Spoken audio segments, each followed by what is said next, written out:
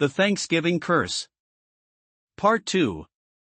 As I stared at the stubborn turkey in the oven, I could feel the weight of the moment. The clock was ticking, and my confidence was quickly crumbling. My family was sitting in the dining room eagerly waiting for dinner, but my turkey, my crown jewel of the meal, was still raw in the middle.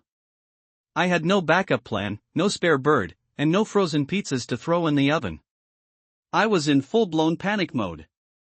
I grabbed my phone, heart racing, and started Googling how to cook a frozen turkey fast while the kitchen filled with an ominous silence.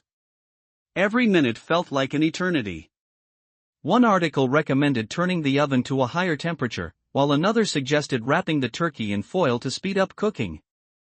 I followed the advice as best as I could, but nothing seemed to be making a difference. The bird refused to cook evenly. Meanwhile, my family was growing increasingly restless.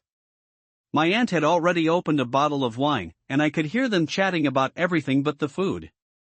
I kept catching glimpses of their expectant faces as they peeked into the kitchen, trying not to let their stomachs growl too loudly. "Are you sure it's almost ready?" my dad asked, eyeing the oven. Yeah, it's almost there," I lied, offering a strained smile. My hands were shaking as I adjusted the temperature again. I felt like I was on the verge of a meltdown. At this point, my mind raced through desperate options. Should I throw in the towel and order a pizza? No, it was too late for that. I had to salvage this. But how? The answer came to me in a moment of clarity, or perhaps desperation. I sprinted to the freezer, dug through it, and pulled out a package of frozen chicken breasts.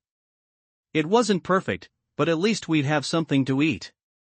I quickly threw them in the pan, seasoned them with whatever I could find, and set them on the stove. The turkey might be a lost cause, but at least I could make some decent backup protein.